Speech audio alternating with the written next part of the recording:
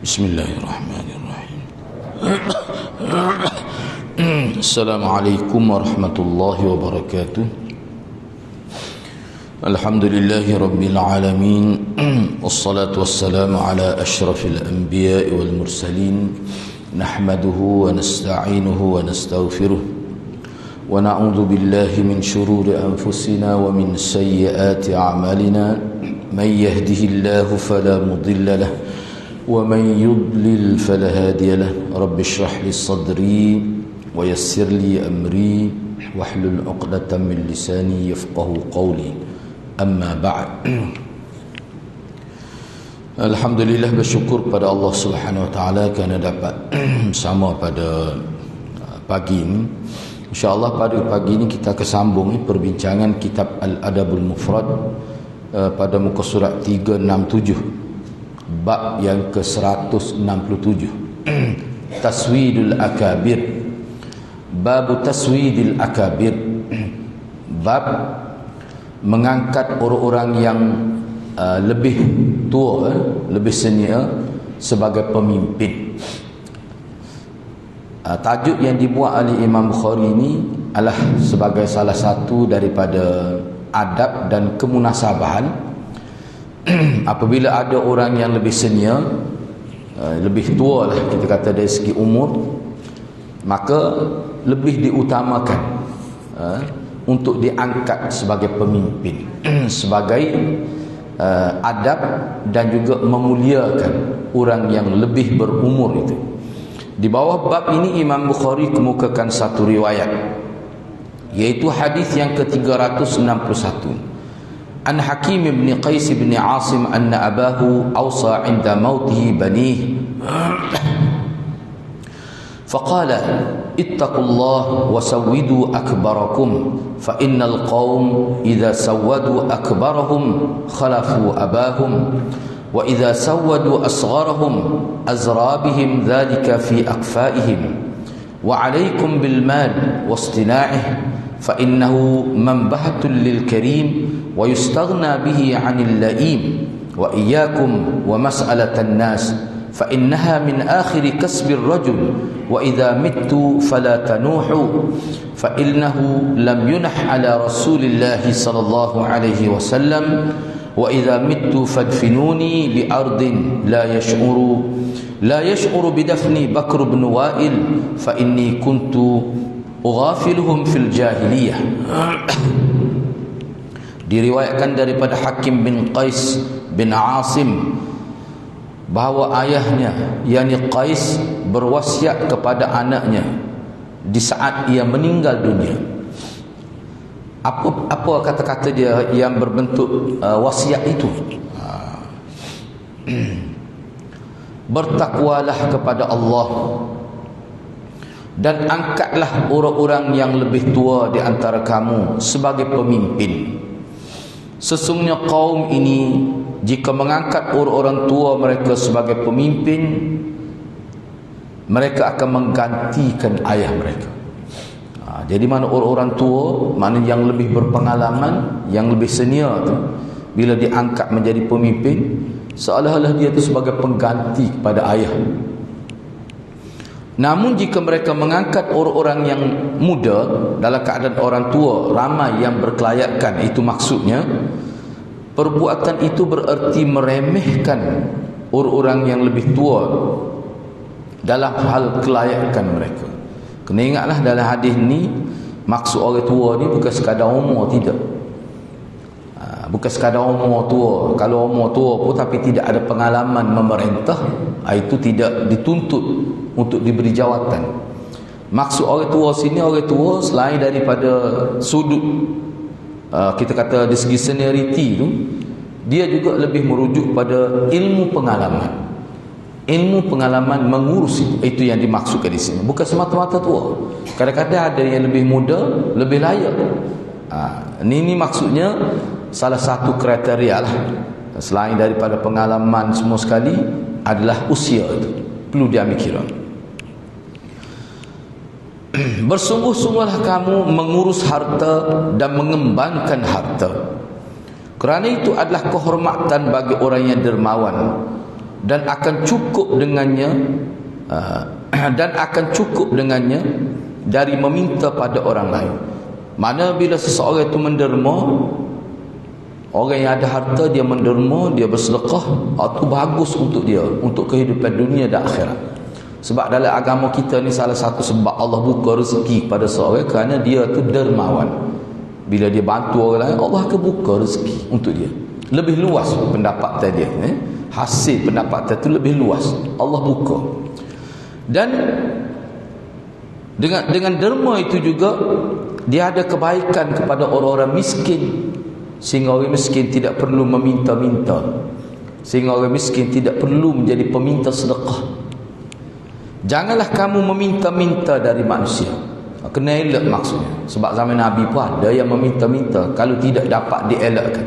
Tapi seboleh-bolehnya cuba elaklah. Jadi perkara ini boleh diatasi jika orang kaya memahami tanggungjawab mereka dan orang miskin berusaha untuk bekerja tu.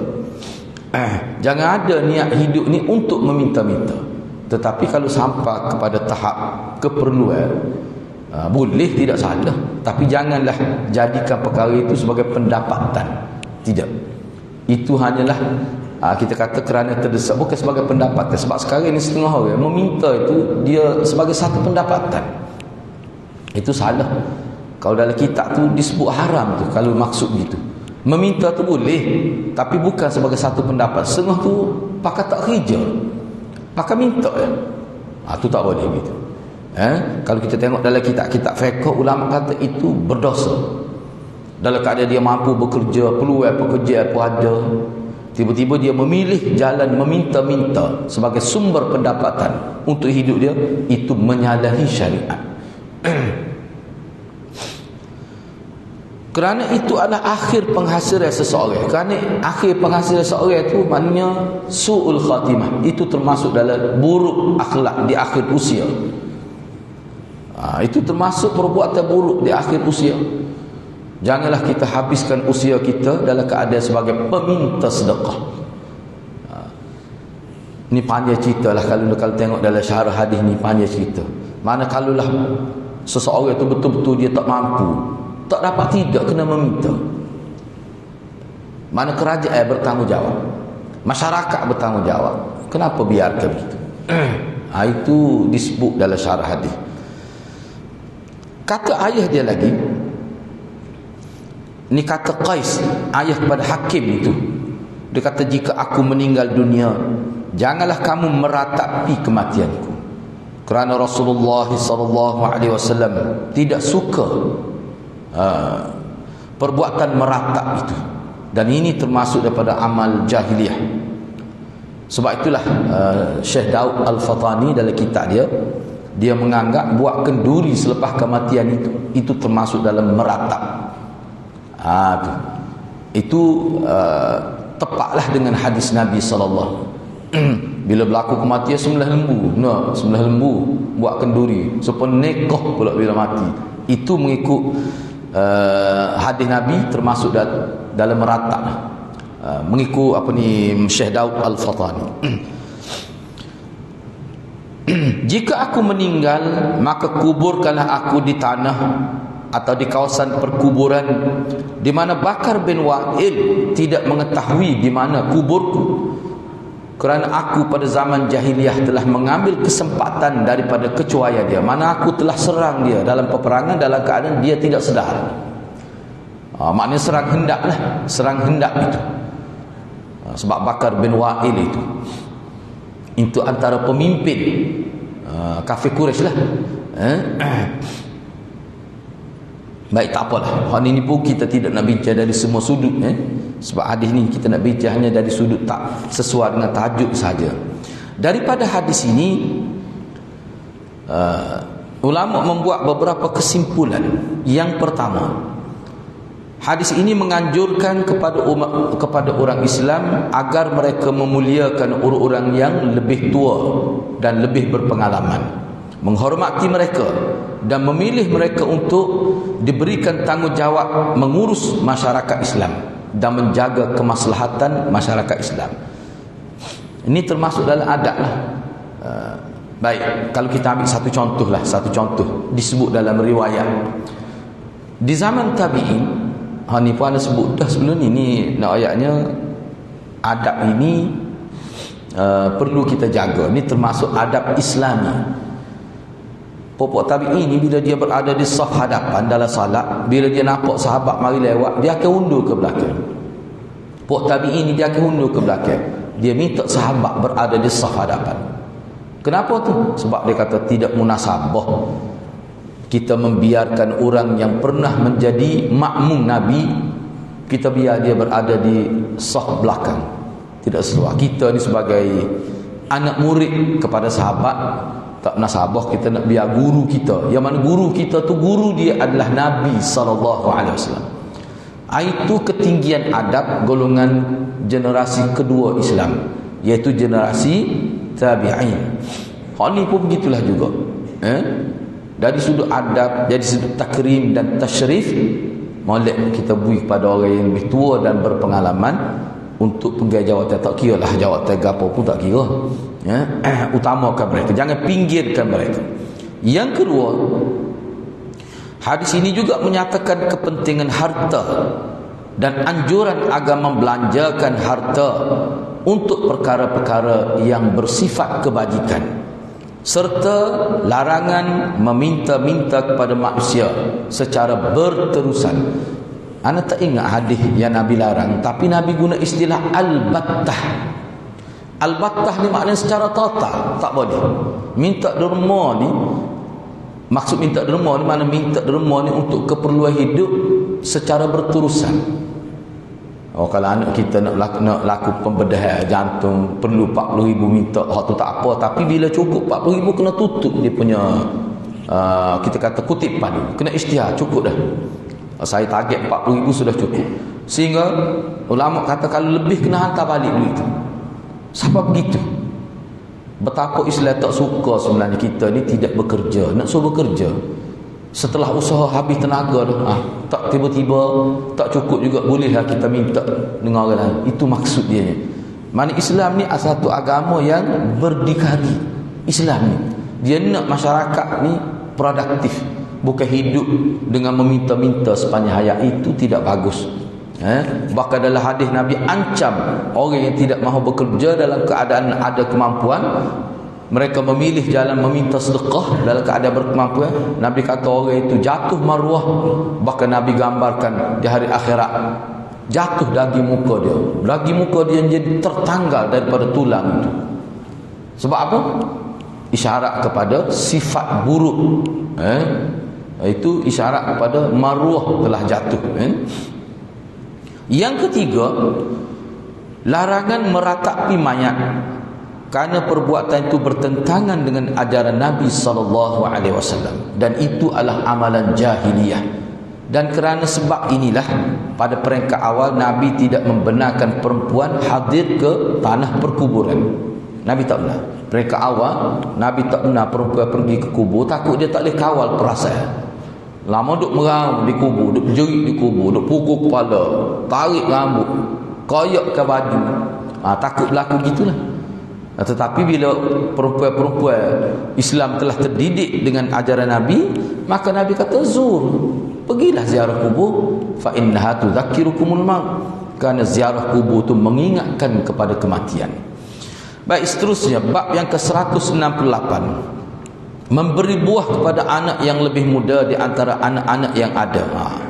Mana beri buah kepada anak-anak yang lebih muda berbanding anak-anak yang ada. Mana cari di mana paling muda untuk beri buah. Di bawah hadis ini Imam Bukhari kemukakan satu riwayat. Kita kata pelik tajuk ni. Mana tajuk ni beri buah kepada anak-anak yang lebih muda berbanding anak-anak lain. Ini sebenarnya kalau dalam kitab Abdullah Nasir Uluan Tarbiyatul Aulad ini salah satu anjuran yang berbentuk orang panggil bagaimana kita nak layan budak-budak. Kalau tadi kalau dalam bab pemimpin kena utamakan orang tua, orang yang berpengalaman. Tapi kalau dalam bab bui hadiah, bui jadi makanan ke buah ke, bui ke budak-budak. Sebab apa? Sesuai dengan kebudak-budak dia. Bui dia tu. Tu orang panggil sifat kasih sayang. Banyak ke budak-budak dah kalau kita bui, kita layan dia gitu. Ana ingat anak Tok Kenali almarhum ayah mak bakak gitu. Orang panggil ayah mak bakak lah, ayah pada almarhum Ustaz Mawardi tu. Ana cerita lah, dia ada seorang coklat dalam poket. Coklat hak zaman dulu lah ni tak ada coklat tu. Dia macam coklat Nissan atau adalah coklat. Dia ada seorang dalam poket. Apa? Tu cara dia nak suruh budak pergi masjid. Kalau dia jumpa budak-budak dia beri coklat, kare mari mai Zuhur dia kata, tu ayah beri budak coklat. Cara dia dengan budak-budak menyebabkan budak-budak tu jadi rapat dengan dia. Tu anak cerita. Tu cara tu ayah mak bakak dia nak tarik budak-budak pergi masjid. Kerana budak-budak ni lah jadi penerus yang mengimarahkan masjid bila kita meninggal dunia akan datang. Jadi daripada kecil lagi biarlah dia bising sikit-sikit muka budak kan. Orang tu apa bising dalam masjid ni. Soh ke budak. Nah, enggak budak bising sikit-sikit dia biasa ya. Kalau kita baca dalam hadis Bukhari, budak-budak tu geger dalam masjid Madinah tak ada masalah pun. Tapi bila semaya, sahabat Nabi akan bimbing mereka betul sah. Lepas tu dia ada bising sikit-sikit biasa. Sebab kita semaya di rumah lah. Anak cucu kita bising sikit tak apa tu. Kita kena ambil sikap gitu. Janganlah kita marah mendekat budak-budak takut mari masjid. Itu tidak berapa tepat dah. Baik, seterusnya tapi janganlah bawa orang kecil orang di rumah pun tak boleh kawal dah bawa macam tu, tak kena fikirlah, fikir yang sesuai. Baik, hadis pertama di bawah bab ini, an Abi Hurairah qala kana Rasulullah sallallahu alaihi wasallam idza utiya bizahr qala Allahumma barik lana fi madinatina wa muddina wa sa'ina barakatan ma'a barakah thumma nawalahu asghara man yalih minal wildan. Daripada Abu Hurairah dia berkata, jika dibawa kepada Nabi, jika dibawakan kepada Rasulullah sallallahu alaihi wasallam kurma yang segar, bawa kurma segar, baru petik daripada pokok, baru ambil daripada pokok tu. Hak kalau kita kekeh dia bunyi, pah tu bunyi tu, hak segar tu. Maka Nabi mendoakan keberkatan kepada buah ini dengan berkata, ya Allah, berilah keberkatan kepada kota kami ini. Sebab kota kami ini telah melahirkan, telah menumbuhkan dan menghasilkan buah kurma yang segar. Berilah keberkatan kepada bumi tempat ditanam pokok kurma ini. Sebab tu kita kalau kita tanam buah ini sunnah lah. Ya Allah, Allahumma barik Allahumma barik fi madinatina ataupun fi ardina. Allahumma barik fi ardina. Ya Allah, berkatilah tanah ni. Sebab kita tanam pokok tu, kita doa supaya Allah berkati tempat kita tanam pokok tu. Tu dia panggil sunnah. Allahumma barik lana fi ardina ataupun Allahumma barik lana fi madinatina, seperti yang disebut dalam hadis. Wa muddina, dan cupok kami. Kerana cupok tu digunakan untuk menyukak biji ni, buah-buah dan sebagainya. Nabi doa gitu. Jadi keberkatan wa barakatan ma'a barakatin, supaya dapat keberkatan yang melimpah ruah. Tu ana terjemah gitu. Barakatan ma'a barakatin, keberkatan yang bersama keberkatan. Maknanya keberkatan yang melimpah ruah, itu maksudnya. Barakatan ma'a barakatin, keberkatan yang melimpah ruah.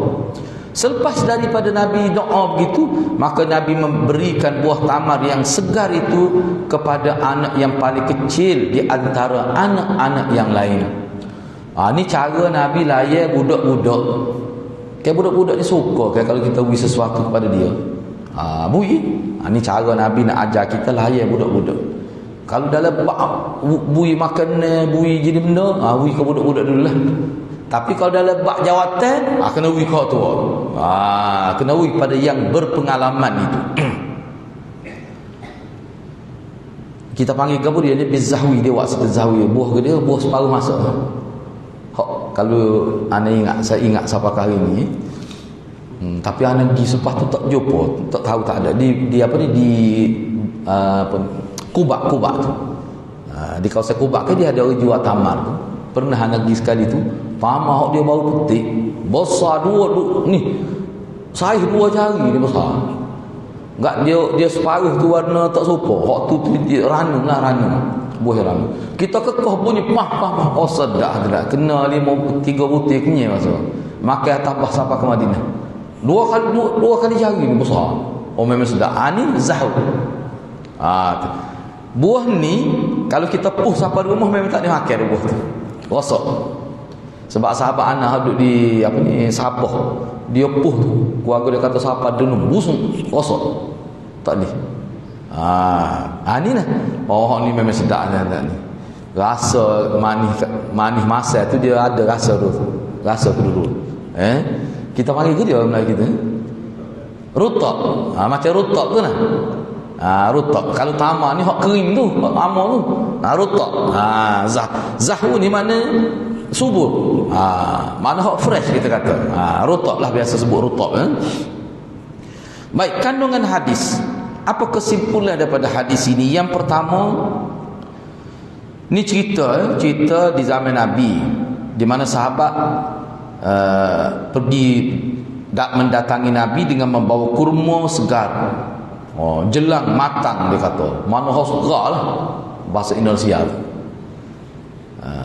Bapa tu bila boleh hasil mula-mula tu bawa sebahagiannya sedikit kepada Nabi supaya Nabi mendoakan kepada Allah supaya melimpah keberkatan kepada kota Madinah dan harta mereka lah, buah-buahan serta aktiviti menimbang buah dan sebagainya.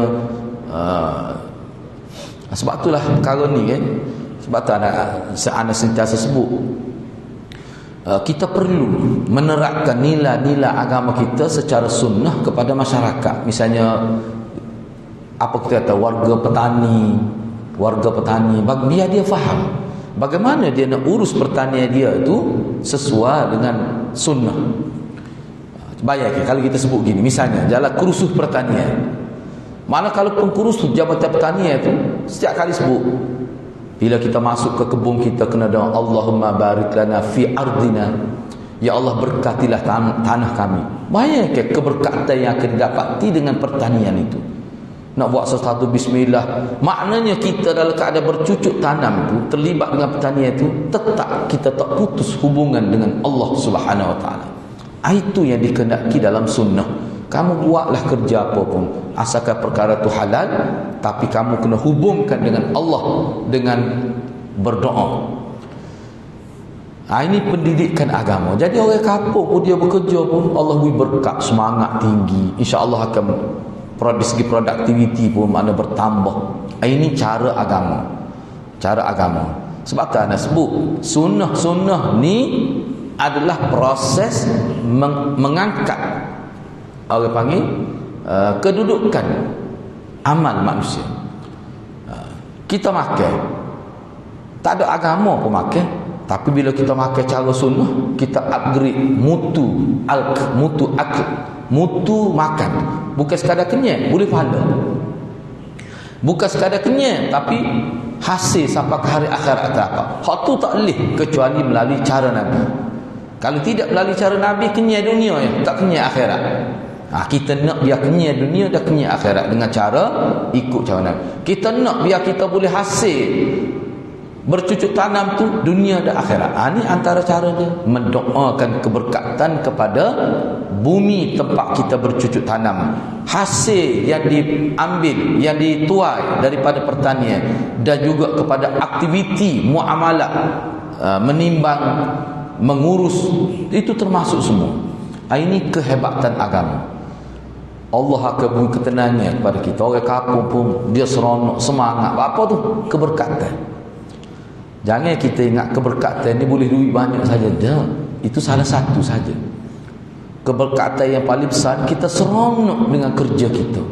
Hadirat, kalau kita seronok dengan kerja kita, kita akan buat dengan sepenuh hati. Tapi kalau kita serabut perut dengan kerja kita, pergi dalam keadaan nebel, berat. Buat kerja tapi tekannya perasaan apa ni berat. Tak seronok kerja kita, metang nak nyakit jatuh. Nak kerja lagi. Yang kedua, hadis ini menyebutkan sebahagian akhlak Nabi SAW. iaitu baginda tidak pernah memulai makan mendahului yang lainnya makan. Makna Nabi ni bila dia nak makan, dia akan makan bersama dengan orang ada sekitar dia. Tidak kata dia makan orang duduk tengok, tidak. Sebelum Nabi makan pertama ni, Nabi beri dulu kepada orang yang ada di sekitar dia, dan Nabi dahulukan kepada anak-anak yang lebih muda. Budak-budak yang paling muda. Itu cara Nabi SAW. Yang ketiga, hadis ini menggambarkan kesempurnaan kasih dan kepedulian baginda SAW kepada anak-anak yang kecil. Amalan ini tampak jelas ketika baginda SAW memberikan kurma segar kepada mereka dan mendahulukan mereka berbanding anak-anak yang lebih berusia. Kerana anak-anak kecil biasanya mempunyai rasa nak kepada sesuatu tu lebih daripada orang lain. Kalau boleh nak dia dulu proses. Nabi layak tu. Nabi layak pada budak-budak. Molek benar lah ni, molek benar.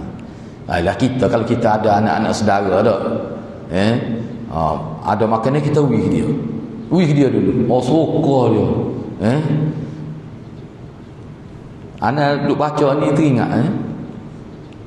Masa tu ada ketika pernah anak menyewa rumah tu, di sebelah tu kedai runci. Dia mari rumah kita, kita wih duit dia sekian. Nampak dia pergi beli tepi rumah tu. Bodoh nampak. Lepas dia pergi beli tu, dia nampak suka dak. Bodoh. Itu maksud Nabi layak budak-budak. Pada kita wis ringgit ya. Dia boleh beli kedai runcit tepi rumah, nampak dia suka. Daripada situ kita nampak lagu ni budak-budak ni sebab tu Nabi suka. Supaya anak kambing kita dah nampak.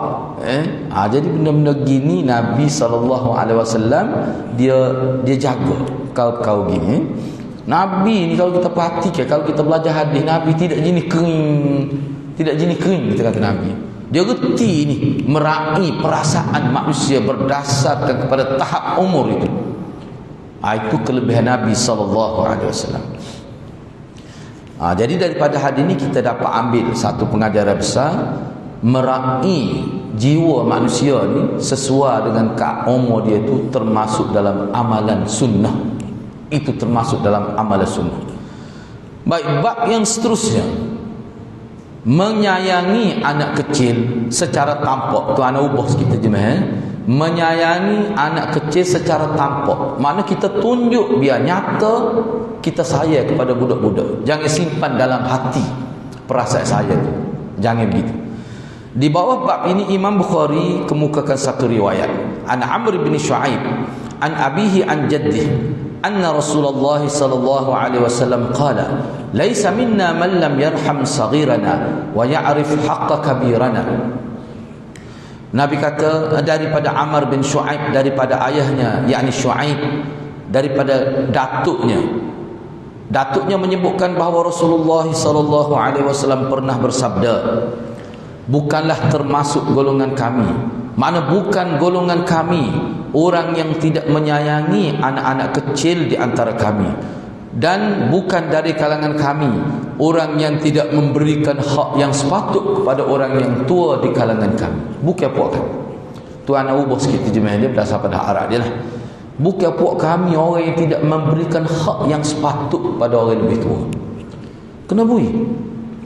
Sebab tu kalau kita perhati ni, kalau kita ambil dalam konteks membentuk saf dalam salat, mana kalau sebelum tu imam akad takbir Allahu Akbar tu, kalau ada orang tua, ada budak-budak, kita dahulukan orang tua berada di saf hadapan.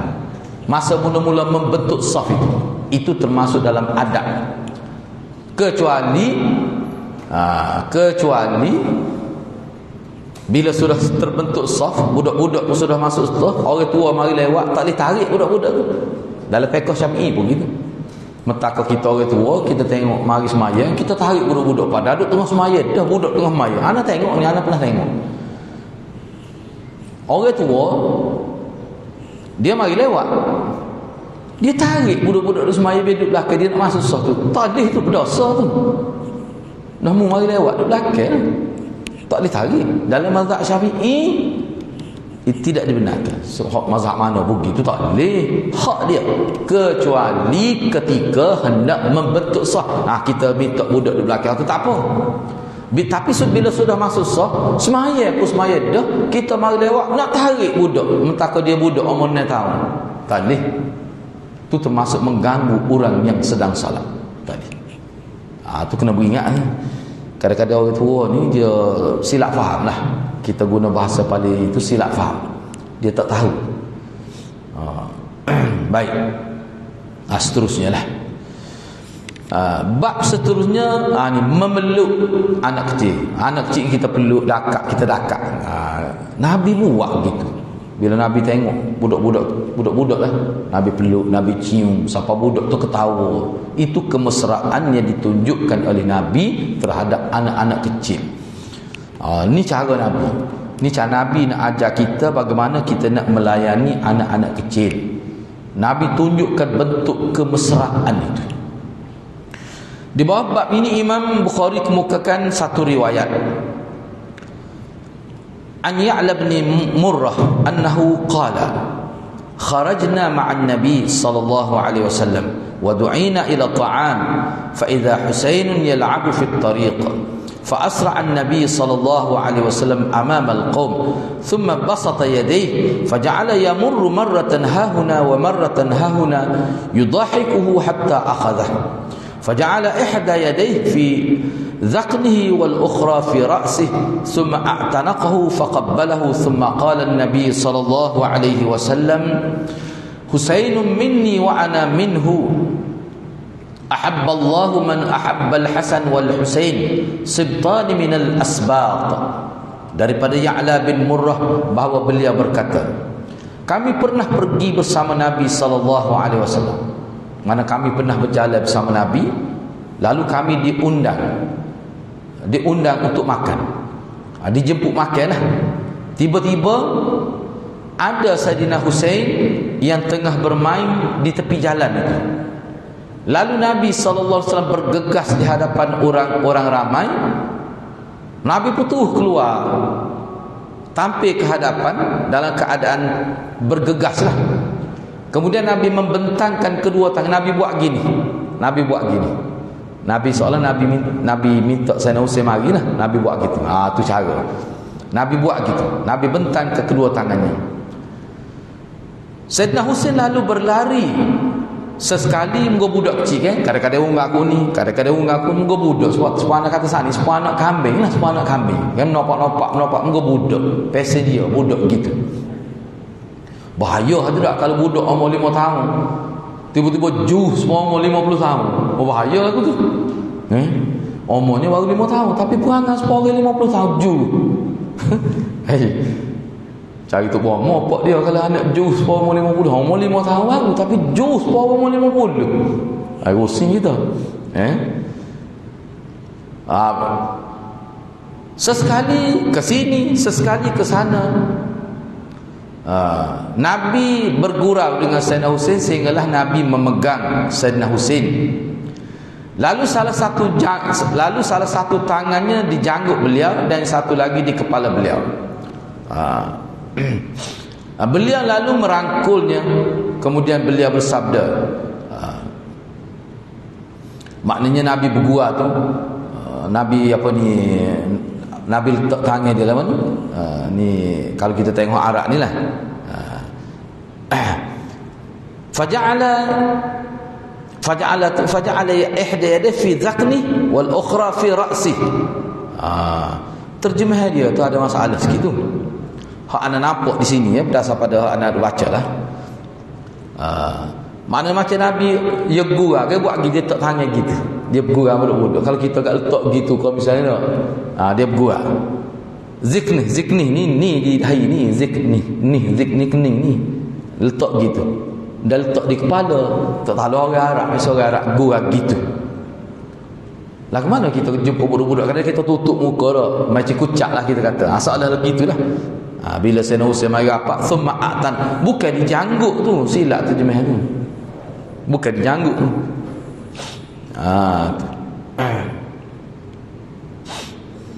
Summa atana kau, kemudian Nabi peluk dia, faqabbalahu, dan Nabi kucup, Nabi cium dia. Kemudian Nabi berkata, Husain adalah sebahagian dari diriku dan aku adalah sebahagian daripada diri Husain. Bapa tu, muka anak, muka cucu dia. Allah mencintai orang yang mencintai Hasan dan Husain. Keduanya adalah keturunan pilihan.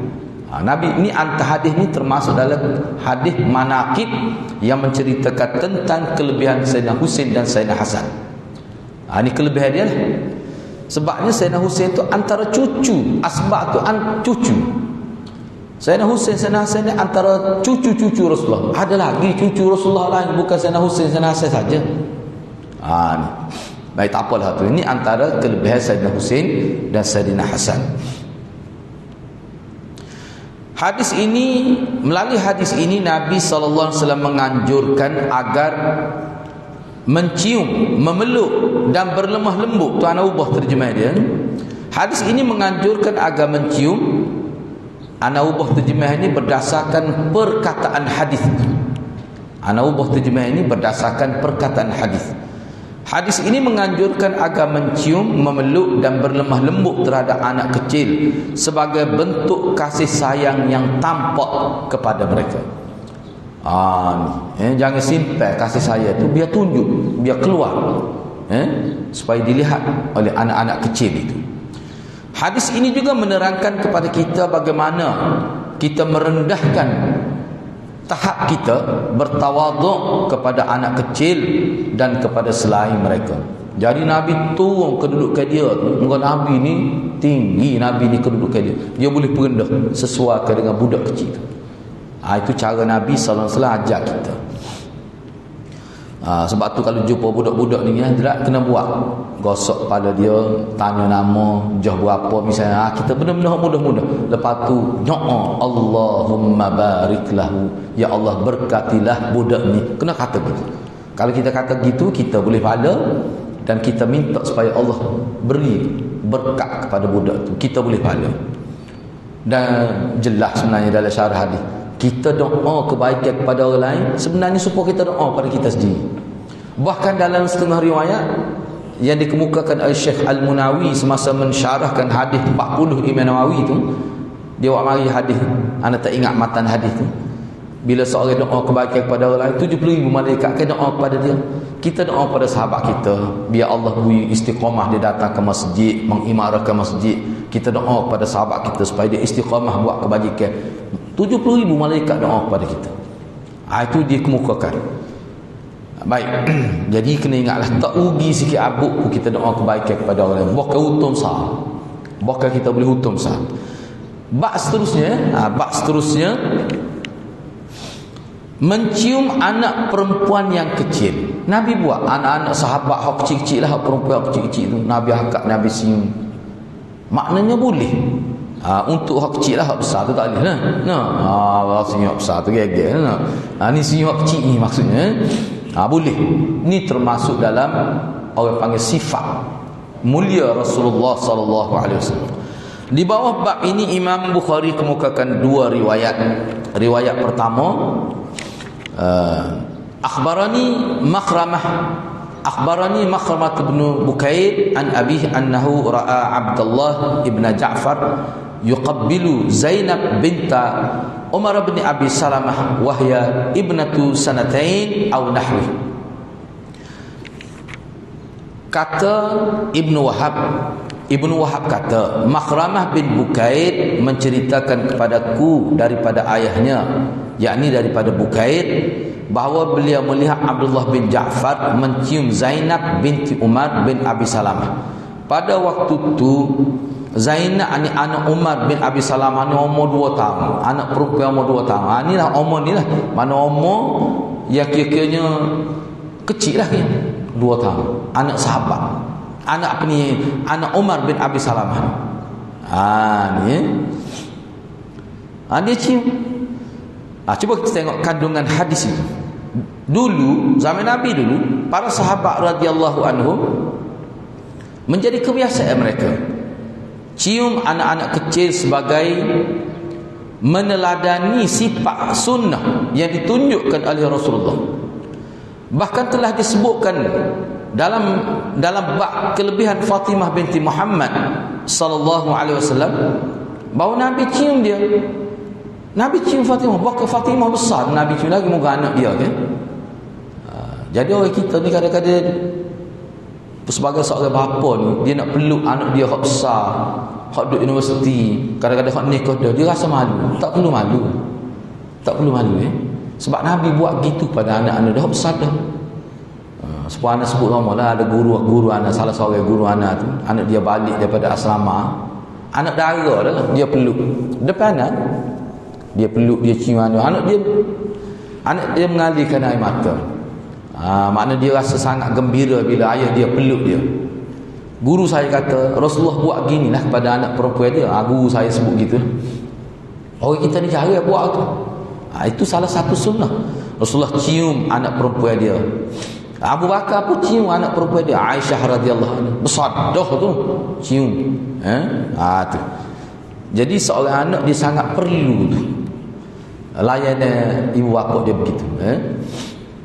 Jadi kalau kita, tapi kalau tak pernah buat, nak buat tu masalah. Tiba-tiba klik lepas ni cium anak kata tak ada apa orang kata. Nenek saka dah ya aku ni nak tu. Kau nak mati dah ya aku. Lebak tak biasa buat, perlu kan dah kalau tak biasa buat, kalau tak biasa buat biasa ya. Orang kita biasanya raya dia cium anak dia tak, peluk anak dia. Tak boleh waktu lain pun boleh, tidak mestinya hari raya. Ini ialah kalau kita tak buat, tidak wajib buatnya. Kalau rasa perlu nak kau basuh baju tak usah buat. Sekadar pegang tangan doa, kakak ni bagus, mudah-mudahan Allah berkati kakak, sebut gitu tak apa dah. Anak terasa dah tu. Baik, hadis yang kedua, Anil Hasan qala in istata'ta alla tanzur ila sya'ri ahadin min ahlik illa an yakuna ahlaka aw sabiyatan faf'al. Daripada Hasan ni Hasan Basri lah. Sama pun kalau dia sebut Al-Hasan, mana Hasan Basri, tokoh besar di kalangan tabi'in. Al-Hasan mana Hasan Basri, ini tokoh besar ni. Daripada Hasan Basri dia kata, kalau sekiranya engkau mampu, hendaklah tidak melihat rambut salah seorang daripada anggota keluargamu kecuali ia adalah isterimu atau anak kecil, maka lakukanlah. Nak ayatnya begini, ada nak ayatnya. Mana aurat, walaupun anak perempuan kita, aurat dia tu dia panggil, sebab tu Imam Bukhari dia bagi dua aurat ni, dia panggil aurat mughallazah dengan aurat mukhaffafah. Aurat mughallazah ni mana aurat yang kemaluan depan, kemaluan belakang dan sekitar tu. Tu memang tak boleh tengok, ayah dia pun tak boleh tengok tu, kecuali kerana keperluan, kerana kis-kis kecemasan, itu lain cerita lah. Jadi makna mendedahkan aurat kepada ibu bapa ni sekadar aurat mukhaffafah. Aurat mukhaffafah ni sekadar muka, kaki, betih gitu ya, sekadar tu ya. Bapa tu takut syaitan ganggu, takut syaitan menimbulkan apa ni kita kata lintasan-lintasan buruk. Syaitan ni dia tunggu peluang ya, tuan-tuan. Syaitan ni dia akan tunggu peluang nak merosakkan kita. Itu. Jadi maknanya dalam agama Islam kita ni, walaupun anak tina dengan ayah dia tak boleh nak tengok aurat tu seluas-luasnya, tak boleh.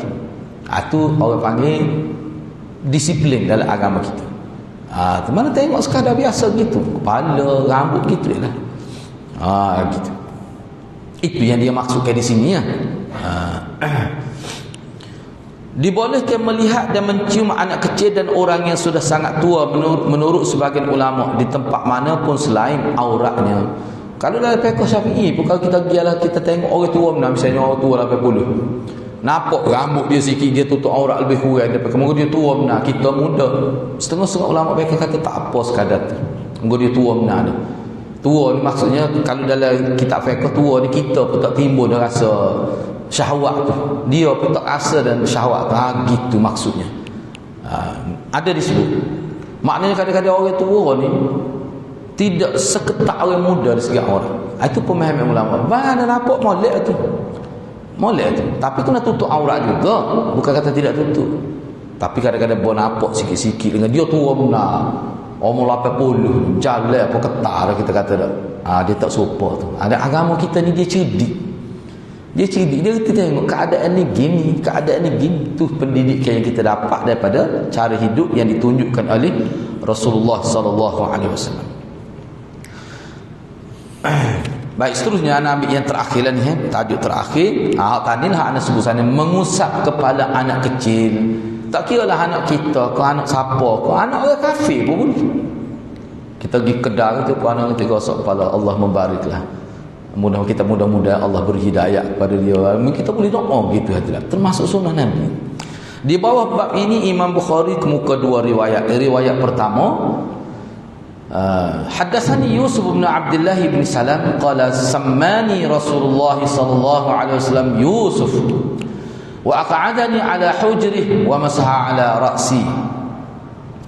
Yusuf bin Abdullah bin Salam menceritakan kepadaku, dia kata Rasulullah memberiku nama Yusuf. Tu Yusuf bin Abdullah bin Salam, dia riwayat kepadaku. Ni kata siapa ni? Kata Yahya bin Abil Haytham Al-Attar.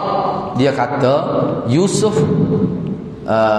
bin Abdullah cerita kepadaku. Dia kata aku nama Yusuf ni Nabi hak ni. Nabi yang menamakan dia dengan nama Yusuf.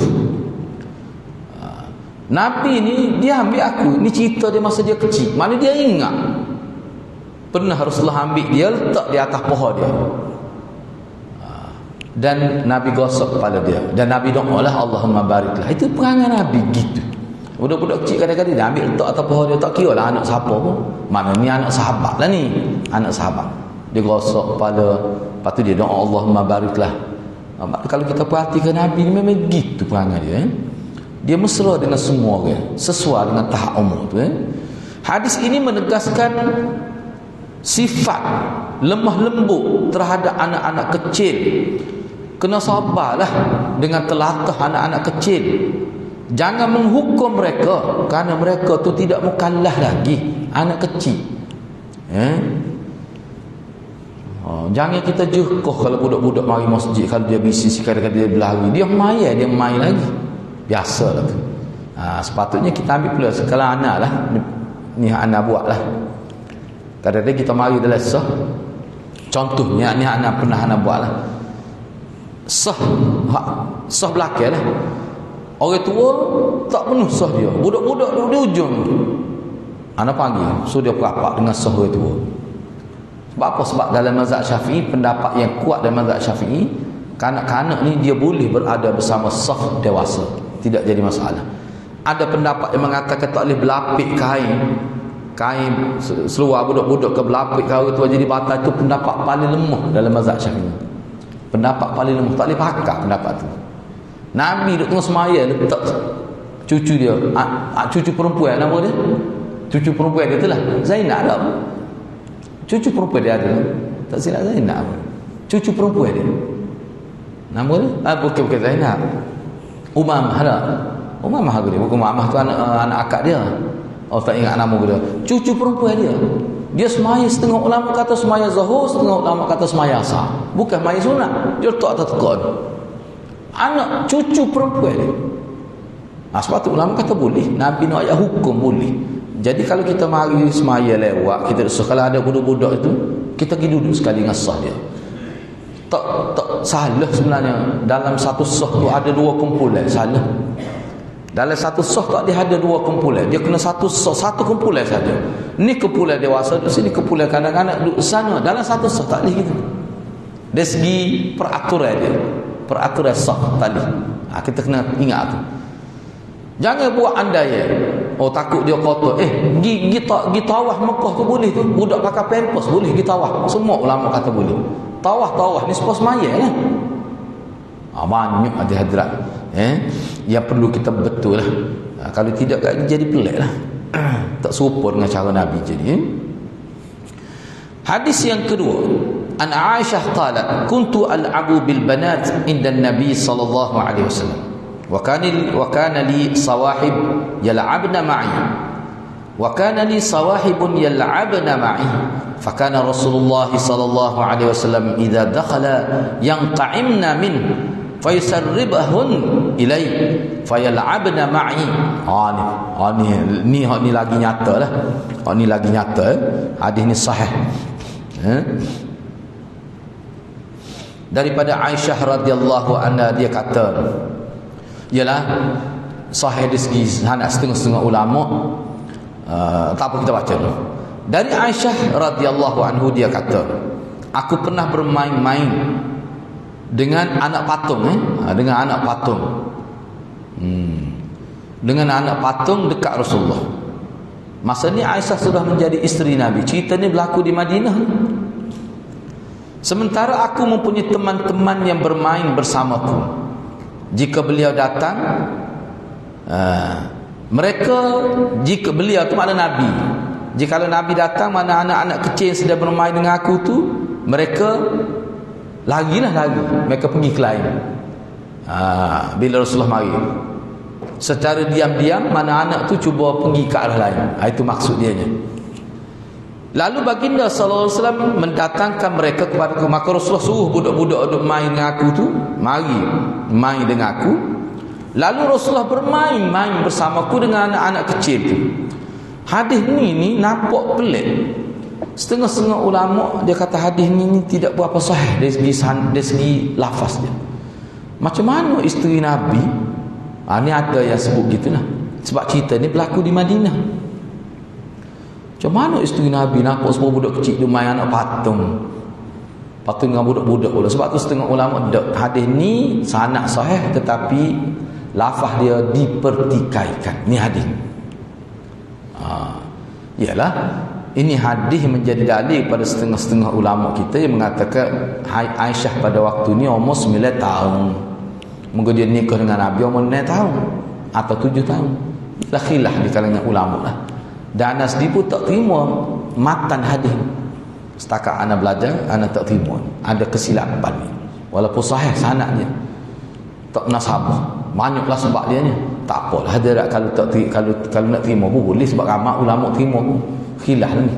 Tak apalah hukum mana pun, kalau kita terima hadis ni seperti mana kebanyakan ulama terima, hadis ni menunjukkan kepada kita bahawa Nabi ni melayani isteri dia yang muda tu dan juga anak-anak dengan layanan yang sesuai dengan tahap mereka. Itu yang penting daripada kehendak ni. Hadis ini menunjukkan bolehnya bermain anak patung untuk anak perempuan. Boleh, dibenarkan oleh syariat itu. Boleh untuk mendidik sifat keibuan kepada anak-anak perempuan. Dan juga mana-mana mainan lah untuk anak-anak perempuan itu boleh. Yang kedua, Rasulullah SAW datang kepada anak-anak perempuan, mendatangkan, suruh anak-anak perempuan mari bermain bersama Aisyah. Ini menunjukkan sifat lembut, sifat kelembutan, sifat lembut Rasulullah terhadap mereka. Rasulullah tidak berkasar dengan anak-anak kecil. Rasulullah ini tidak bersikap kasar terhadap anak kecil. Dan kebaikan pergaulan Nabi terhadap orang tua dan anak kecil. Kalau kita perhatikan Nabi ini, dia menyesuaikan diri dia dengan orang tua, sesuai dengan orang tua, dan dia menyesuaikan diri dia dengan anak-anak kecil, sesuai dengan tahap anak-anak itu. Ini kehebatan Nabi. Kalau kita boleh urus diri kita begitu, insya-Allah kita dapat pahala, kita dapat keberkatan dalam hidup. Begitulah hadirat untuk sesi akan datang. Kita akan bincang pula bagaimana kita nak tegur anak-anak kecil. Siapa menyapa dia, bukan tegur. Kalau tegur bahasa Kelantan makna lain pula. Menyapa anak-anak kecil. Bila kita pergi tengok anak-anak kecil, selain daripada kita kata assalamualaikum, selain daripada kita kata barakallahu fi, kita nak kata wan. Tu Nabi sebut.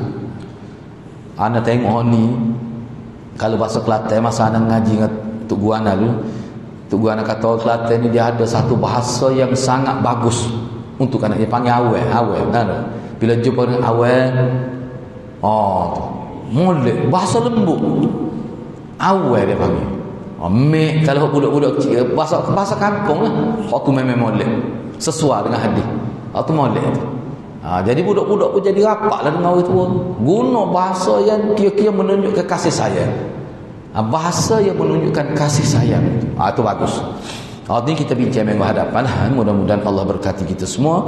Aqulu qawli hadza wa astaghfirullahal azim li wa lakum. Assalamualaikum warahmatullahi wabarakatuh.